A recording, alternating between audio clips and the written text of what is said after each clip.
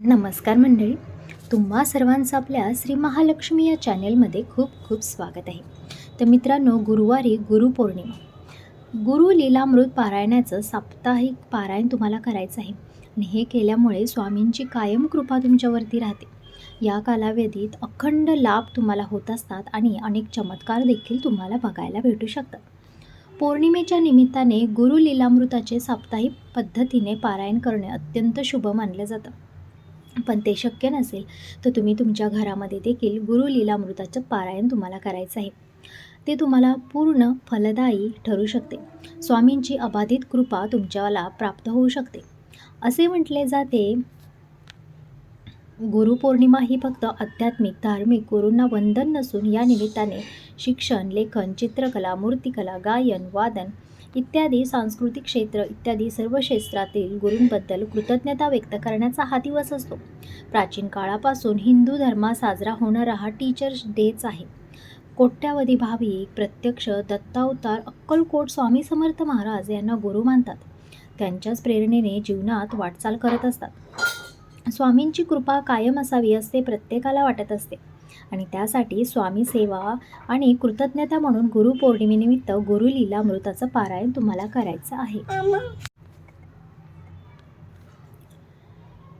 गुरुपौर्णिमेनिमित्त गुरु लीलामृत पारायणाचा सप्ताह करता येऊ शकतो.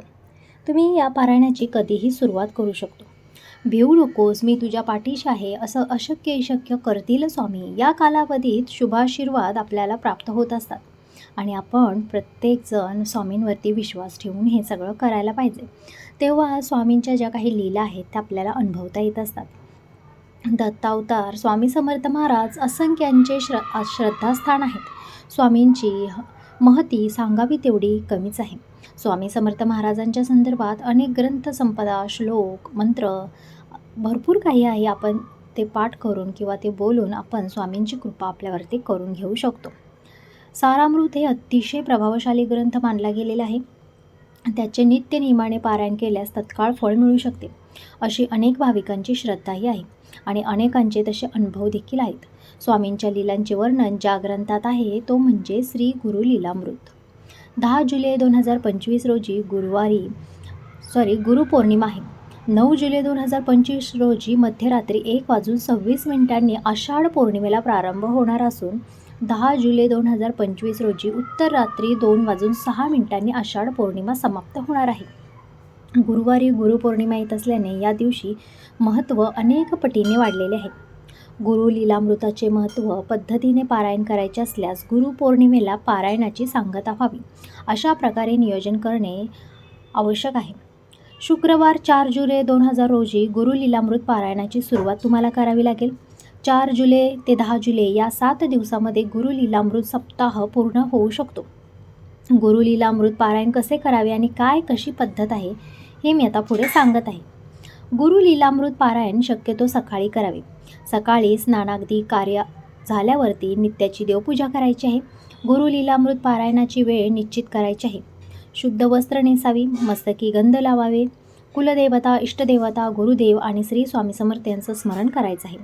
वडीलधाऱ्यांना वंदन करावे, नमस्कार करावा आणि पारायणाची सुरुवात करावी. गुरु लीलामृत या पोथी जसे सांगितले आहे तसे अध्ययन पठणास प्रारंभ करावा. तत्पूर्वी एक दिवा जो आहे तो तुम्हाला कायम तेवत ठेवायचा असतो. पोथीला अक्षदा, फुले व्हावीत. पोथीला धूप दीप दाखवायचा आहे. मनापासून पोथीला नमस्कार करून पारायणास सुरुवात करायची आहे. दुसऱ्या भोजनापूर्वी गुरु लीलामृताचे पारायण तुम्हाला करायचं आहे, म्हणजे दुपारच्या आतमध्ये. गुरु लीलामृत पारायण करताना संकल्प कसा करावा तर उजव्या तळहातावर पळीभर पाणी घेऊन आपले नाव, तिथी, दिनांक, वार यांचा उल्लेख करून आपण कोणत्या पूर्तीसाठी हे सगळं करत आहोत ते तिथे सांगायचं आहे आणि पारायणाला सुरुवात करायची आहे.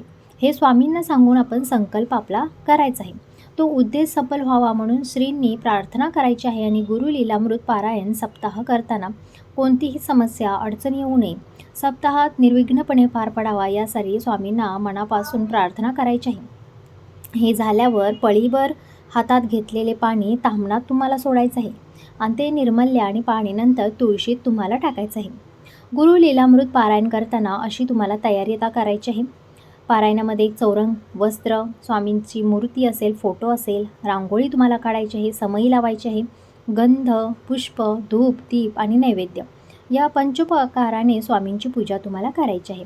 आसनावर बसून श्री स्वामी समर्थांचे स्मरण, पोथीला वंदन करायचं आहे, पोथीला धूप दीप दाखवायचा आहे, त्यातील अर्थ नीट समजून घेऊन शांतपणे वाचन करावे. या समयी श्री स्वामी समर्थ आपल्यासमोर साक्षात बसले आहेत असा भाव असावा. चित्त प्रसन्न करावे. वाचन झाल्यावर स्वामींना गंध, हळद कुंकू, फुले अर्पण करावीत. धूप दीप नैवेद्य दाखवून आरती करावी. प्रसाद मनोभावे ग्रहण करावा. गुरु लीलामृत पारायणात या गोष्टी